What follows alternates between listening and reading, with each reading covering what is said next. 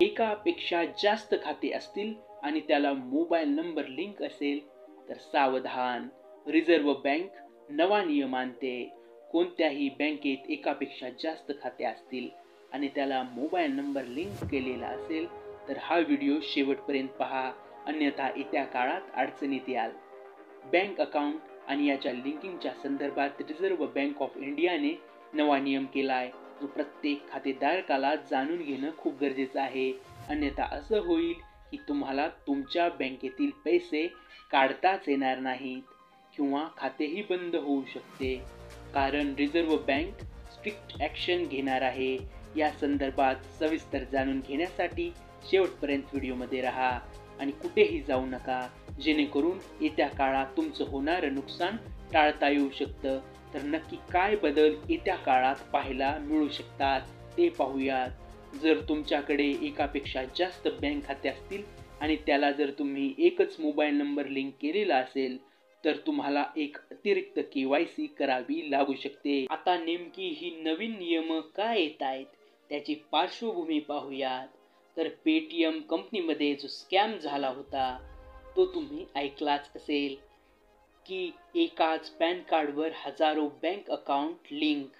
काही केसेसमध्ये तर एकच मोबाईल नंबर आणि या एकाच मोबाईल नंबरवर 1000-2000 बँक खाते जोडलेले होते. यामुळेच रिझर्व्ह बँक ऑफ इंडिया कठोर नियम आणण्याच्या मानसिकतेत पाहायला मिळते. RBIने वित्त सचिव TV सोमनाथन यांच्या अध्यक्षतेखाली एक समिती स्थापन केली, जिचा उद्देश बँक संदर्भात फ्रॉड कमी करणं, ग्राहकांची सुरक्षितता वाढवणं आणि इंटरऑपरेटेबल KYCच्या नियमांना सुनिश्चित करणं हे आहे. तर आता नेमकं काय बदलणार? तर इकॉनॉमिक्स टाइम्सच्या रिपोर्टनुसार reserve bank of India bank खातेधारकांसाठी एक अतिरिक्त KYCची तरतूद करण्याच्या तयारीत आहे. याचा अर्थ काय? तर तुमच्याकडे एकच फोन नंबर आहे आणि त्याच नंबरवर एकापेक्षा जास्त बँक खाते जोडलेले असतील तर तुम्हाला एक अतिरिक्त KYC करायची गरज पडू शकते. जेणेकरून अशी शक्यता आहे की येत्या काळात याद्वारे बँकांना त्यांच्याशी लिंक असलेल्या नंबरवर आणखी कोणते बँक अकाउंट लिंक आहेत, त्यात काय व्यवहार होत आहेत हे पाहणं सुलभ होईल.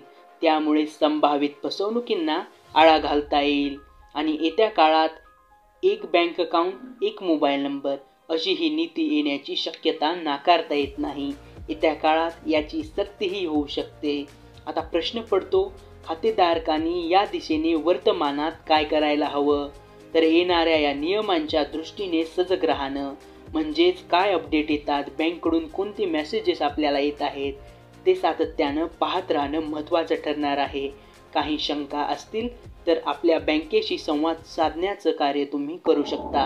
एकंदरच काय, येणाऱ्या नियमांच्या अंमलबजावणीच्या तयारीला तुम्ही लागू शकता. व्हिडिओ आवडला